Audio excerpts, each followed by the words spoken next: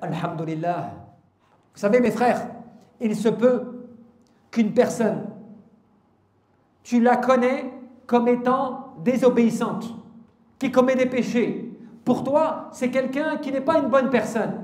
Et pourtant, Allah subhanahu wa ta'ala, demain, il va la changer. Allah, demain, il va la guider. Allah, demain, il va lui montrer le beau chemin. Encore une fois, pourquoi? Innamal a'mal bi khawatimiha. Ce qui compte, ce sont les dernières œuvres. Aussi, de la même manière, une personne, tu la connais, mujtahid, elle fait des efforts. Tu l'as vue dans l'adoration. Tu la vois, elle est assidue. Et soudainement, elle change. Elle bascule. Tu vas me dire, mais pourquoi cela? Alors qu'elle était dans l'adoration. Peut-être était-elle sincère. Cela, tu ne le sais pas. Allah, il n'est pas injuste. Lorsqu'il guide une personne, il sait pourquoi. Et lorsqu'il égare une personne, il sait pourquoi. La personne peut des fois, par son comportement, par ses paroles, se ruiner dans ce bas monde et dans l'au-delà. C'est un verset coranique. Allah nous dit, voilà ceux qui se sont ruinés, qui ont ruiné leur propre personne et leur famille le jour de la résurrection.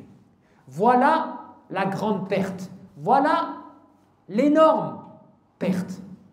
Comme quand Allah te dit, celui qui se détourne de notre rappel, celui qui se détourne, tout cela, celui qui se détourne de notre rappel va mener une vie pleine de gêne. Plein de gêne, cela veut dire quoi? Dans ce bas monde fait de dunya, tu ne seras pas apaisé. Tu n'auras jamais le cœur dans la tranquillité, la quiétude, même si tu es puissant, même si tu es riche.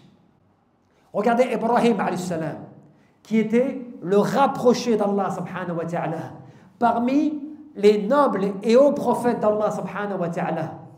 Regardez sa situation. Bon gré mal gré, son haut niveau, qu'a-t-il dit? Ô Seigneur, ne m'humilie pas le jour de la résurrection. Le jour où tu vas, donc le jour où ni les biens et ni les enfants ne seront d'aucune utilité. La yanfa'u malun wala banoun. Le jour où ne sera d'aucune utilité les biens et l'argent, les biens et les enfants, en dehors de celui qui vient, Allah subhanahu wa ta'ala, avec un cœur pur, saint. Tu vas me dire, mais comment Ibrahim alayhi salam, qui était le prophète d'Allah, celui qui était le rapproché d'Allah azza wa jal, comment pouvait-il demander de ne pas être humilié le jour de la résurrection, comme quelqu'un qui aurait tant de choses à se reprocher?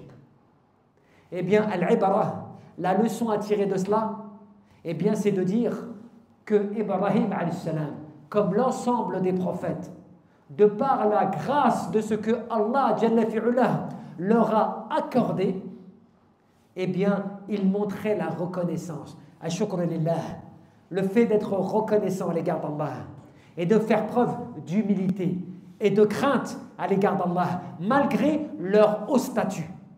Regarde notre situation. Nahnu, hawalina ibadallah, notre situation. Nous commettons des péchés. Nous sommes dans la décadence.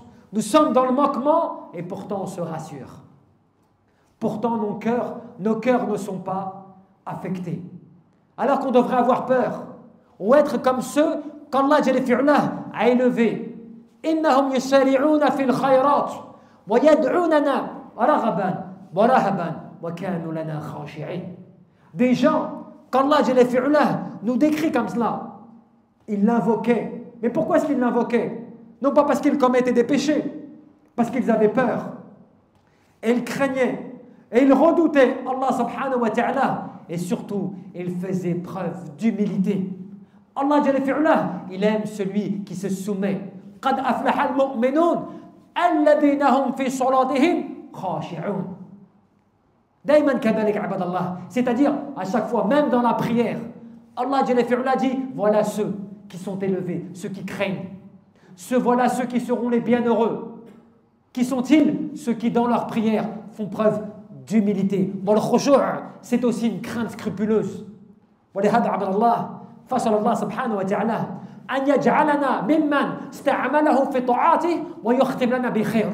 Et c'est pour cela, Ibadallah, qu'on se doit de demander Allah subhanahu wa ta'ala, da'iman kadalik, constamment, qu'il nous accorde d'être parmi ceux qui l'utilisent dans l'obéissance à Allah et qu'il nous fasse quitter ce bas monde dans le bien, dans l'adoration, dans la soumission.